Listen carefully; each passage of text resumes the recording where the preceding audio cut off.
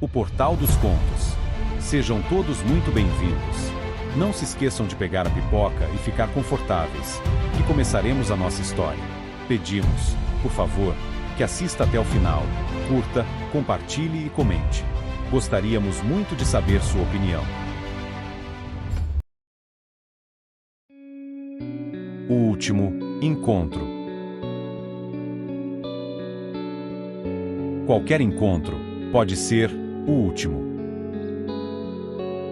Em uma noite de lua cheia com o céu inundado de brilhantes e graciosas estrelas, Antônio, um homem de 78 anos, viúvo e sem filhos, que mesmo aposentado continuava trabalhando, passava todos os dias, após chegar em casa do trabalho, horas e horas apoiado em sua janela contemplando aquele lindo espetáculo natural.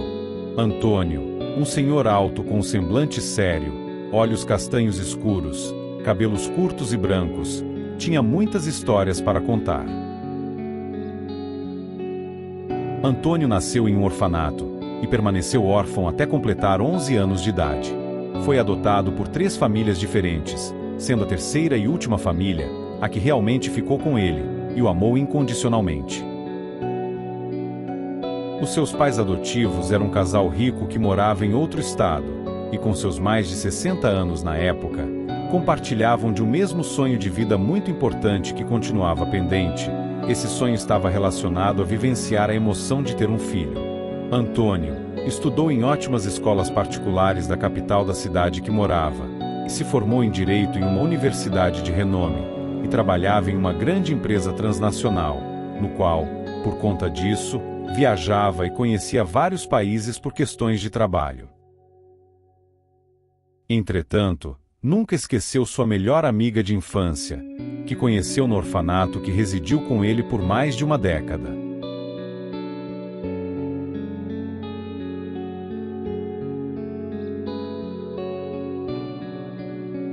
Nesse orfanato, chamado Coração de Mãe, Antônio conheceu Mirella.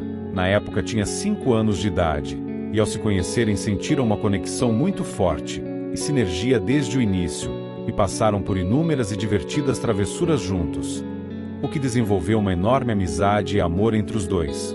Porém, infelizmente, esse sentimento acabou ficando para trás, após Antônio ser definitivamente adotado. Ao decorrer dos anos distante, percebeu que aquela emoção que se transbordava em seu interior era na verdade seu primeiro amor, um sentimento inocente, puro e ingênuo.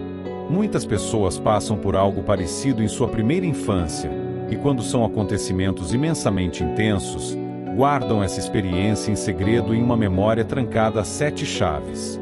Então, Antônio cogitou que se sua amizade com Mirella naquela época se perdurasse até a fase adulta, talvez pudesse ser o seu grande e verdadeiro amor, semelhante àqueles que alguns contos mágicos insistem em afirmar poder existir.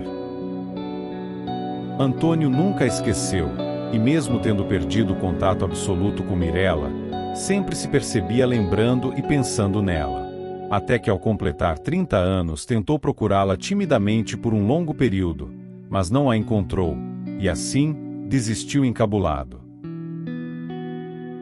Então, Antônio prosseguiu com sua vida, casou-se com Carla aos 38 anos, e dividiu maravilhosos momentos com ela. Mas Carla, sua esposa, falece muito nova, após 5 anos de casados, e Antônio passa longos períodos sozinho, e decide ficar somente ao lado de seus pais. Alguns anos depois, ocorre o falecimento de seus pais, e Antônio se percebe extremamente solitário, e algumas memórias vêm à tona, sendo uma delas, as memórias com Mirella. E dessa forma, lembra de todas as vezes que Mirella o defendeu ou o apoiou diante de algumas situações de perigo. Lembra também das brincadeiras e risadas, e de ficarem por muitas horas deitados no chão assistindo o céu à noite e contando as estrelas, e apesar de estarem no orfanato, que tinha lá seus problemas, nunca mais experimentou momentos como aquele de paz, amor, pureza e cumplicidade. Eram sensações mágicas, que não mais se repetiu em sua vida, principalmente após ter sido adotado.